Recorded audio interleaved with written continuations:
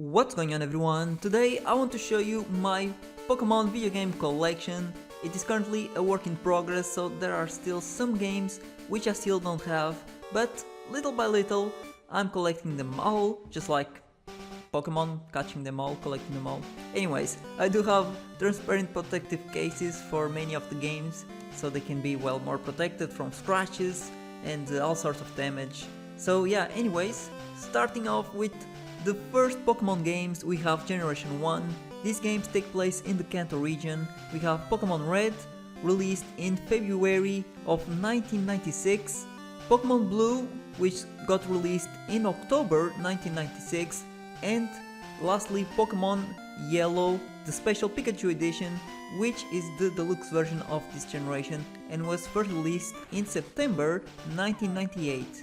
So yeah, Pokemon Yellow version had some upgrades compared to Pokemon Red, Blue and Green.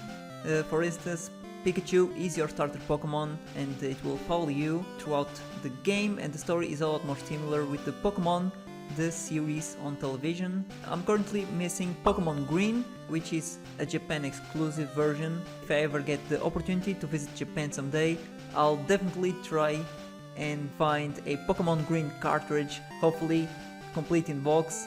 Yeah, that is for the future. I own the authentic cartridges, but they are inside of replacement boxes with nothing else inside apart from the insert where you put the cartridge in. I would like to someday own the 100% complete in box for all of these games, but for now I have them like this. Pokemon Gold and Pokemon Silver released in 1999, Pokemon Crystal released in December of 2000. This generation is set in the Johto region, and Pokemon Crystal is the enhanced version of these games. Generation 2 added very important features, for instance the day and night cycle, the breeding mechanic, the battle tower, animated Pokemon sprites, better visuals and the option to play as a female protagonist for the first time. And just like Generation 1, I have the authentic cartridges inside of replacement boxes with nothing else inside, with the exception being Pokemon Silver, which is a 100% complete in box game. I even made a video specifically for Pokemon Silver version, which I do an unboxing and show everything inside. Also, when I purchased Pokemon Silver, the seller even gifted me this tiny Lugia figurine, which I think was really nice of them. I also have the Generation 1 and Generation 2 games on my 3DS. I purchased them for 10 euros each just before the eShop shut down in March of 2023. I even took the time to download some of other important apps, just like the demo versions of Pokemon Sun and Moon, Pokemon Radar, and some I already had downloaded many years ago, like Poké Transporter, which allows people to transfer Pokemon from older games to Pokemon Bank and from Pokemon Bank to newer generations. Yeah, I'm playing through these games, not on the Game Boy but on the 3DS, for the simple reason that it's just more convenient and I'm playing these games on better hardware. Pokemon Ruby and Pokemon Sapphire released all the way back in 2002, Pokemon Emerald released a lot later in 2005. These are set in the Hoenn region, and Pokemon Emerald is definitely the best way to experience Hoenn. Generation 3 is very special to me because Pokemon Ruby was the first ever Pokemon game I played. It was my introduction to Pokemon, and it was in Ruby that I found my first ever shiny. I was like about to go to sleep inside of a boat my dad had back in the day, and it was then that I encountered a shiny Loudred. At least I'm pretty sure it was a Loudred, when I was inside of Victory Road. So yeah, I have great memories with Pokemon Ruby and Generation 3 overall. By the way, for those of you who are not aware, the encounter rate for a shiny Pokemon in Generation 3 was 1 in 8,192. So yeah, finding a shiny back in the day was absurdly rare. Out of the 3 games, I of course played Emerald the most. I literally caught every single possible Pokemon. I traded from FireRed, LeafGreen, Ruby and Sapphire to Emerald, and the ones that were left for me to catch were the mythical Pokemon, but eventually I got those as well. From the 3 games, only Pokemon Sapphire is complete in box, and I even made an unboxing video for Pokemon Sapphire just like I did for Pokemon Silver. Now, Pokemon FireRed and LeafGreen, released in 2004, they were the first ever remakes in the series. These remakes added a lot of improvements in graphics, movesets and new fun content, the highlights being the Savvy Islands. I remember well the day I encountered Raikou for the first time in Route 1, completely out of the blue, like I was not even looking for it. I don't even know that I knew about Raikou, of its existence. So yeah, for a while I even thought Raikou was a legendary from Kanto, because I didn't know any better, but then I learned it was originally from Johto, from Generation 2. Yeah, I really enjoy playing FireRed and LeafGreen. I believe they are fantastic remakes of the original games. I actually think they are the best way to experience the Kanto region, and I would go as far as to say they are way more fun than Let's Go Pikachu and Let's Go Eevee. So yeah, both FireRed and LeafGreen cartridges and wireless adapters are genuine. I have them in replacement boxes, and my LeafGreen sadly does not work, so I really need to find another one that is in good working condition and hopefully complete in box. Pokemon Diamond and Pokemon Pearl released in 2007, and a year later we got Pokemon Platinum being released in 2008, and they are set in the Sinnoh region. Pokemon Platinum is by far the best version of these 3 games and introduced some great features like the Wi-Fi Plaza, some redesigned areas and added details and visuals, new characters, post-game content with like rematches against gym leaders, a villa to furnish and the Battle Frontier. I started with Pokemon Diamond as my first Generation 4 game. I played it quite a bit until I got my hands on Pokemon Platinum, which I was trying to get for a while. I do recall the day I finally found one being sold in a store. I instantly bought it and I was super happy. I remember exploring Eterna Forest and out of nowhere I found a shiny Pineco. I honestly could not believe my luck. I was at my grandma's house way back in the day, and yeah, alongside Hoenn, Sinnoh is one of my favorite regions in any Pokemon game, and not that long ago I got my hands on Pokemon Pearl, which I still need to play through this game and finish at some point. Yeah, I also have a playlist with guides for all sorts of things about Pokemon Platinum, guides, walkthroughs, and so on. Pokemon HeartGold and Pokemon SoulSilver are the 2009 remakes of Pokemon Gold and Silver from 1999. Right off the bat, I can say that these are the best remakes ever for a Pokemon game. I picked up HeartGold first, played it, finished it, and enjoyed it so much that I went and bought SoulSilver right after. The fact that every Pokemon could follow you around and be interacted with was so fun for me. The art style looked beautiful. You could even visit Kanto in the post game. Like, how awesome is that? You have 2 whole regions to explore in one game. I can only wish that Game Freak or the Pokemon Company do something like this again in a future Pokemon game. Yeah, the Battle Frontier was also present. They gave us a Pokewalker, which was that little round device that looked like a Pokeball. It had a little screen and 3 buttons, and yeah, you could put one of your Pokemon from HeartGold or SoulSilver inside of the Pokewalker and take that Pokemon with you anywhere you went, and yeah, you get experience and stuff like that with it. It was really fun. These remakes were absolutely amazing. Definitely a 10 out of 10 for me. Pokemon Black and Pokemon White released in 2010, and they take place in the Unova region. Now, I must admit something. For the longest time, they used to be my least favorite games of the franchise. Yeah, so when Generation 5 came out, I picked Pokemon Black, I played it, and I had a decent time with it, but I never really found the region or the look of the Pokemon that interesting. At the time, I didn't really care about the story, but then everything changed because I had to play Pokemon Black and White again so that I could make videos for them on my channel. I had to play through these games again after 15 years, and my perspective towards them completely changed. I realized that this generation was trying something different. For example, the beautiful shots of the bridges, which was a mix of 2D and 3D that has never been done before in a Pokemon game, and I think it worked really well to show the new region and yeah, the surroundings. Generation 5 also added a total of 156 new Pokemon, which makes it, to this day, the largest single batch of new Pokemon ever added. Taking another look at them, I found a lot that I actually like.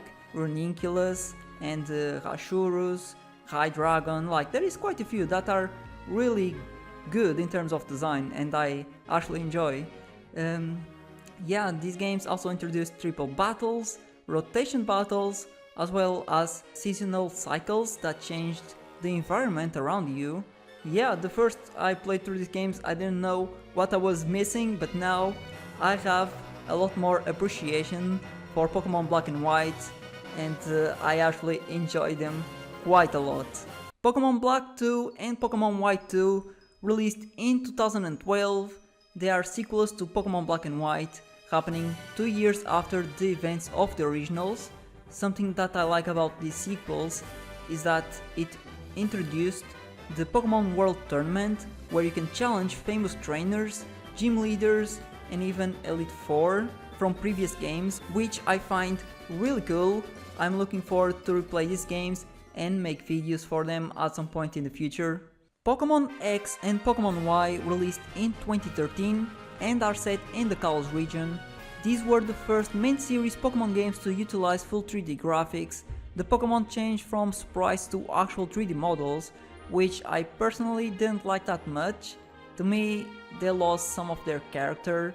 The 3D models made them look bland and soulless, I don't know. I preferred much more the sprite versions of the Pokemon, but X and Y actually had some good things going for them, like the introduction of Mega Evolutions, which I like a lot. There was also character customization and the new Fairy type.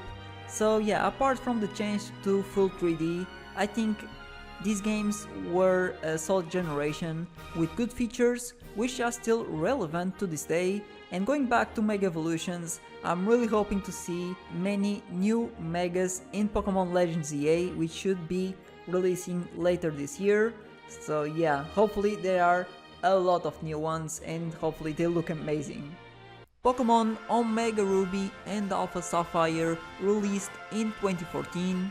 They were remakes of the original Pokemon Ruby and Sapphire versions. These introduced new features and enhancements, such as primal reversions for Groudon and Kyogre, which look stunning, especially in their shiny forms. More Mega Evolutions were introduced, something I like a lot, as you know, and I was very happy to see this feature being used again, especially in these remakes. There was also a new post-game story quest called the Delta episode, which I completely missed back in the day. So whenever I play through these remakes again, I'm absolutely going to check out this Delta episode.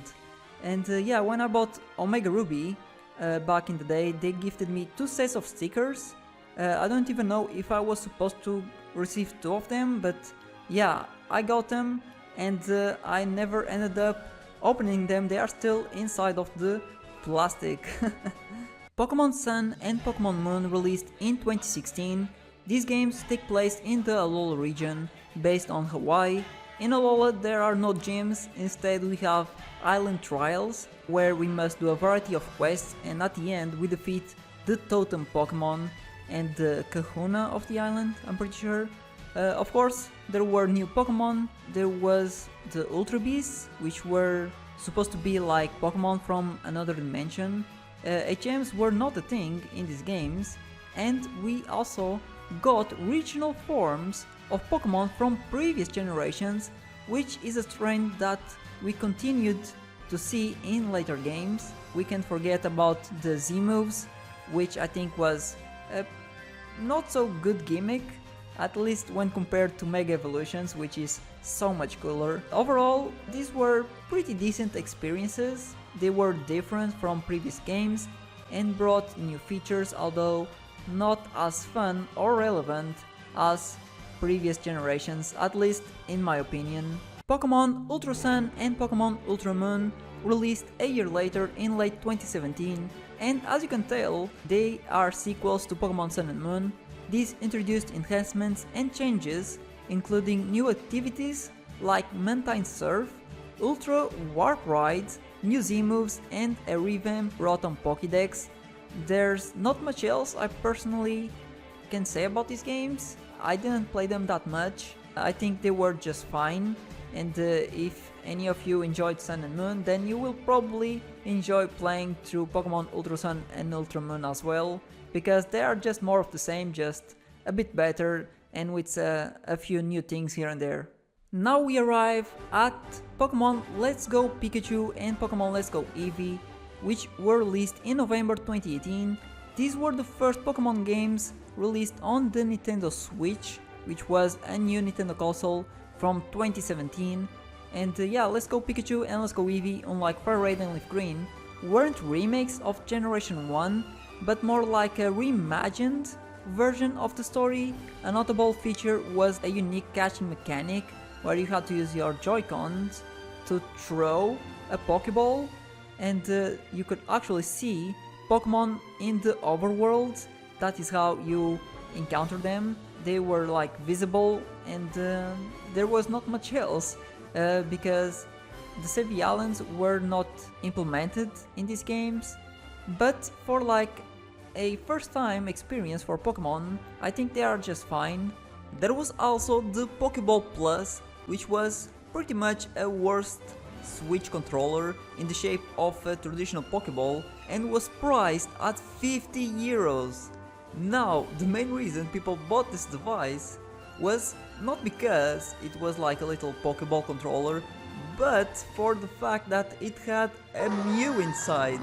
Yes, you heard it right. If you purchased this Pokeball Plus, they would gift you a Mew, and this was the only legit way to get the 151st Pokemon in Let's Go Pikachu and Let's Go Eevee. Pokemon Sword and Pokemon Shield released in 2019. They are set in the Galar region, based on England. This generation introduced the Dynamax and Gigantamax phenomena, where Pokemon become huge and some even take a new form. There was also the wild area and max raid battles, which I believe was inspired by Pokemon Go. Oh, and we can't forget about their decision to cut like half of the Pokemon from Pokemon Sword and Shield. They didn't let people transfer Pokemon from older generations to this new one, with the exception being Pokemon which are in the Galar Pokédex. This was very frustrating for many people, including myself, who were looking forward to catch our favorite Pokemon in these games, but we were not able to.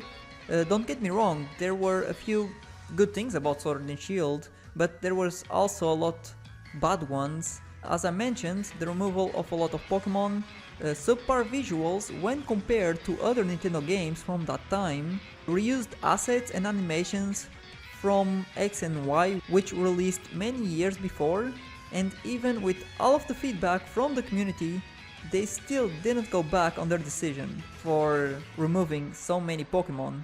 It was pretty bad. Sword and Shield could have been much better games, if only they had delayed and continued developing and polishing them until it was the right time to release them, but no. Instead we got a lackluster experience, at least in my point of view. If you enjoy Sword and Shield, then I'm happy for you. They can be fun, but they could have been much better. I've heard the DLC was good. I have yet to play it, and I'm curious to see how it is. And yeah, I'm thinking about playing the Sword and Shield DLC for the first time here on the channel at some point in the future, and I think it could be fun. But enough about Sword and Shield, now let's talk about something that was also a disappointment. Yeah, so we have Pokemon Brilliant Diamond and Pokemon Shining Pearl, which were faithful remakes of Pokemon Diamond and Pearl, and these were released in November of 2021. I was really hoping the Omega Ruby and Alpha Sapphire treatment for these remakes. I really was. As I mentioned previously, Generation 4 is one of my all-time favorites, and they just decided to make an almost one-to-one recreation of the originals. They didn't innovate the generation in any meaningful capacity, only better graphics, and the Grand Underground was changed and improved a little bit, but not much more than that. Look, I don't think these remakes were bad, but they did miss a good opportunity to make amazing remakes of an already amazing generation, so yeah, overall they are just alright. Not that great, but just alright. Now, this one is actually great. We have here Pokemon Legends Arceus, released only a few months later in January of 2022, and this one was a whole different story. This game was actually really good. Legends Arceus takes place in the Hisui region, which is essentially Sinnoh, just in the distant past. Some of the most interesting characteristics for this game was the shift from turn-based combat to a more real-time speed-based system and the ability to escape from battles by simply running away. Legends Arceus gave us a different experience compared to traditional Pokemon games and was a success. I did enjoy it a lot of people enjoyed this game a lot. I did almost everything possible, like catching every single Pokemon. I did the side quests. There are just a few battles which I still need to do, and I'm pretty sure that should be literally everything. So yeah, Legends Arceus is really good, and hopefully they do more like this in the future. Pokemon Scarlet and Pokemon Violet released in late 2022. These were the first fully open world games in the franchise. They introduced new Pokemon, along with more regional forms and Paradox Pokemon, the ability to auto-battle wild Pokemon, and its main feature being the Terrestrial phenomena, which changes a Pokemon's type. And while I think Terrestrializing can be an interesting feature, the implementation of it, as in Pokemon get funny looking hats and they appear crystallized, to me it just looks a bit silly. I remember when these games were released, they were plagued with lots of problems, for instance like gameplay, severe frame drops, lots of bugs and glitches, and the world just looked bland with nothing interesting to see. So yeah, it wasn't as smooth of an experience as they could have been if only they have taken the time to develop these games for longer and optimize them. They could have easily fixed many of these issues in the original Switch console, but instead you'd need to buy the new console, which costs a lot of money, and only then you can enjoy these games with actual decent frames and a bit better visuals. Not good whatsoever. I do have Pokemon Scarlet and Violet plus their DLC. These are still factory sealed, as you are able to see. At some point in the future I would like to play the Teal Mask and the Indigo Disc, and I just hope it's actually good and there'll be at least something worth it about these games. Finally, we arrive at the upcoming Pokemon Legends ZA, which at the time I'm recording this video is yet to be released, but I'm looking forward to play it. It's set in Luminous City. Our starters will be Chikorita, Tepig and Totodile. Why are there 2 Gen 2 and 1 Gen 5 Pokemon as our starters for this game? I have no idea. We should see wild areas around the city and real-time combat, which is one of the things I'm looking for the most, and hopefully new Mega Evolutions as well. This game is based on Generation 6 Pokemon X and Y, which introduced the Mega Evolutions, so it would make sense to see new ones in Legends ZA, which supposedly takes place in the future, and the city is undergoing an urban redeveloping plan. I'm looking forward for this one. I really hope it's good. To end the video, I just would like to show you some of the Pokemon side games I also have. So we got here Pokemon Mystery Dungeon Blue Rescue Team. I remember seeing it in a mall just like Platinum way back in the day, and I assumed this one was like the mainline games because at the time I have only played the mainline Pokemon games. This was going to be my first side game, so when I got it I started playing it and I did not like it whatsoever. So yeah, it has been many years since I played it, but I would like to give it another try. Maybe I can actually enjoy it, I don't know.